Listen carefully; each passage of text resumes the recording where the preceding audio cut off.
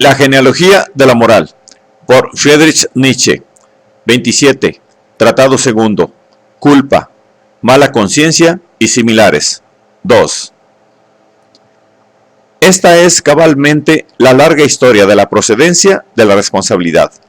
Aquella tarea de criar un animal al que le sea lícito hacer promesas incluye en sí, como condición y preparación, según lo hemos comprendido ya, la tarea más concreta de hacer antes al hombre, hasta cierto grado necesario, uniforme, igual entre iguales, ajustado a regla y, en consecuencia, calculable.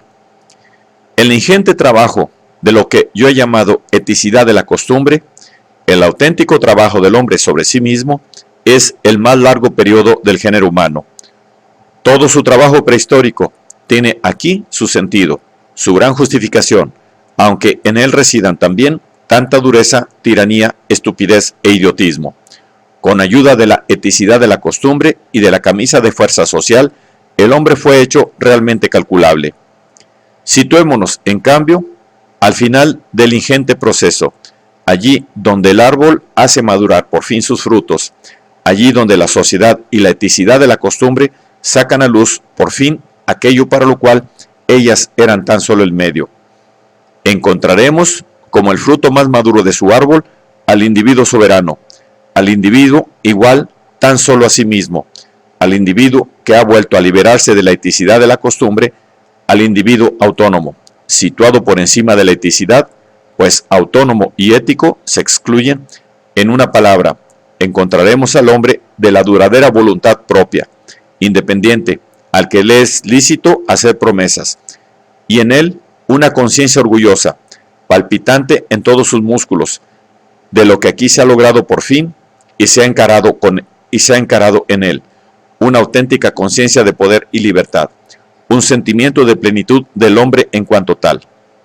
Este hombre liberado, al que realmente le es lícito hacer promesas, este señor de la voluntad libre, este soberano, ¿cómo no iba a conocer la superioridad que con esto tiene sobre todo aquello a lo que no le es lícito hacer promesas ni responder de sí? ¿Cómo no iba a saber cuánta confianza, cuánto temor, cuánto respeto inspira? Él merece las tres cosas.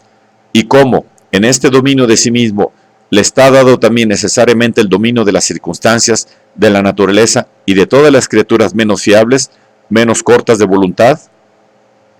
El hombre libre, el poseedor de una voluntad duradera e inquebrantable, tiene también en esta posesión suya su medida del valor. Mirando a los otros desde sí mismo, honra o desprecia, y con la misma necesidad con que honra a los iguales a él, a los fuertes y fiables, a aquellos a quienes les es lícito hacer promesas, es decir, a todo el que hace promesas como un soberano, con dificultad, raramente con lentitud, a todo el que es avaro de conceder su confianza, que honra cuando confía, que da su palabra como algo de lo que uno puede fiarse, porque él se sabe lo bastante fuerte para mantenerla incluso frente a las adversidades, incluso frente al destino. Con igual necesidad tendrá preparado un puntapié para los flacos galgos, que hacen promesas sin que les sea lícito, y su estaca para el mentiroso que quebranta su palabra ya en el mismo momento en que aún la tiene en la boca.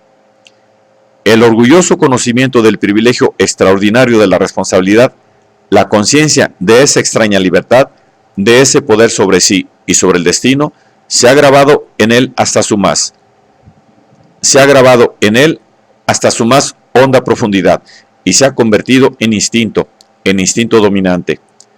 ¿Cómo llamará a este instinto dominante, suponiendo que necesite una palabra para él? Pero no hay ninguna duda, este hombre soberano lo llama su conciencia,